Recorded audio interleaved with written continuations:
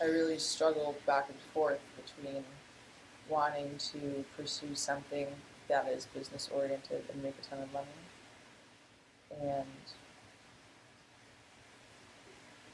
devote my life to spirituality. And I damn right know the answer. I know that the answer is that I need to devote my life to spirituality. I get scared that that's not going to make me money, but if I have faith and trust, and God will provide, and God will provide. So back in November, I was in Peru, and I was in Peru at a deep transformative retreat where you rid yourself of fears and traumas. Basically, in these ceremonies, you're shown what you've become, what your soul was intended to be, and what your soul's here to do on earth, and what you've become, how you've gotten distracted, what has distracted you. Inactions and actions, karmas. And on the last night, I felt really inclined to ask about my health, to be shown light on any subject that I needed in order to protect my health, to have my body be fit, mentally, spiritually, emotionally, physically.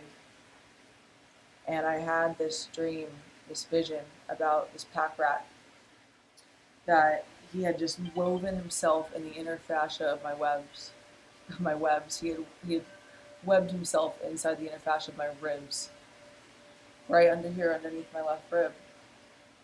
And he was unpacking his little suitcase, taking his clothes out. And I looked at him and I was like, "Who are you? Why are you inside of me? What are you there? What are you?" Blah, blah, blah. And this guy just looked at me. It's like, "Ha ha ha ha!" He was so happy. The more scared and fearful that I was of him. And then I started to emanate joy and list through all the things that I'm grateful for and that I'm blessed with in my life and sing the lyrics to the songs that I've written. And the happier and more joyful that I got, the quicker this little rat started to pack his things up and hated the way that my body felt when it was joyful. The rat stayed at the end of the vision, and I took this as a message to make sure that I was intentful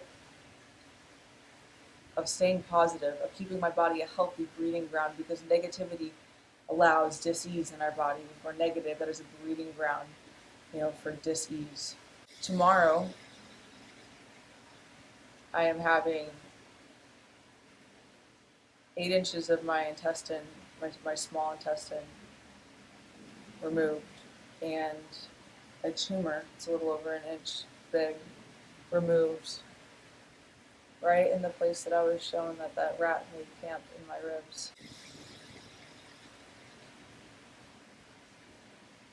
And so I've had funny feelings right there, little flutters, and said things to friends of mine. I picked up something that is not of me, is inside of me.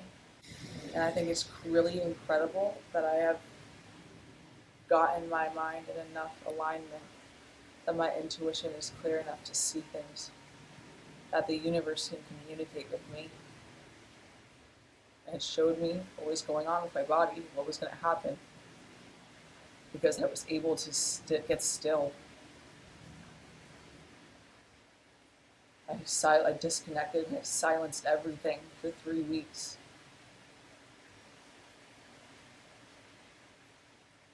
And I listened.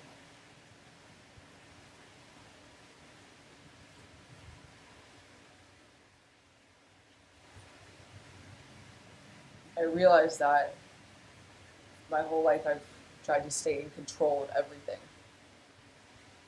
And truly, we are in control of nothing.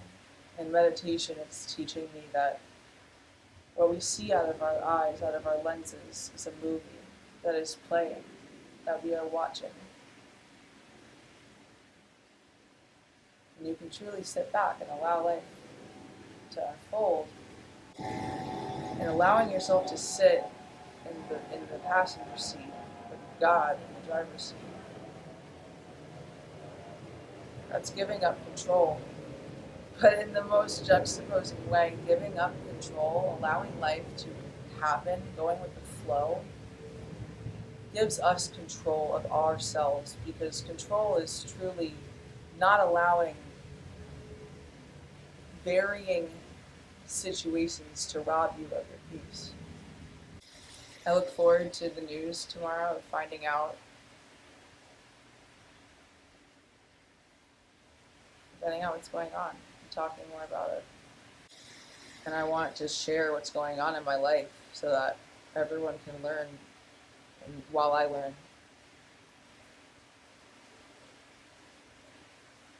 I used to not be in great shape, and I got my body into shape, but then I started getting into self-realization and yoga and meditation. And I was around bodybuilders, and I detached from the body while I primed my body. I didn't identify with the people that trained their bodies to get so fit for self-proclamation, to get up on stage and have the best body. I work out so that I can forget about it. I work out so that my body is in its most ideal prime condition, so that I can do the mental work, so that I can do what life is truly about, so that my body does not hold me back, so that my body is my tool. So I wasn't in shape, and I was taught how to get the body fit, learning how to detach from the body, how the body is not us. We are the soul inside of it. Because truly the body is not us. And when our body fails us as well, it's not us. And when we have something wrong with us, when we have a sickness, and we don't have a sickness, our body has dis-ease, a lack of ease.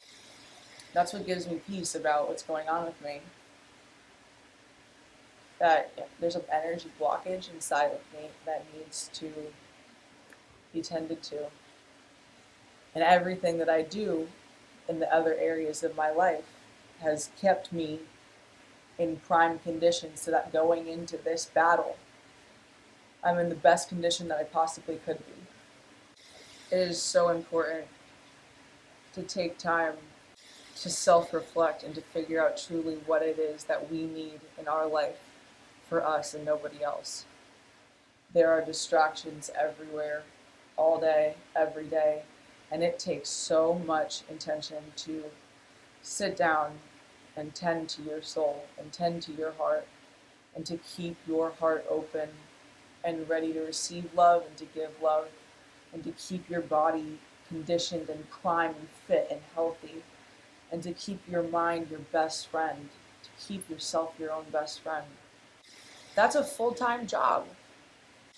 And it's the most important job and relationship that we have in this life. I look forward to every day waking up to make the best cake out of the ingredients that I have today. And I am in control of what I allow into my boundaries that can affect my energy. When I give up control to being in control of everybody else, I realize that I am in control of myself. Surgery tomorrow, 7:30 a.m. Manifest sanitary tools, steady hands, alert minds, and quick recovery. Thank you for listening. I look forward to seeing everybody and talking about this on the flip side of surgery.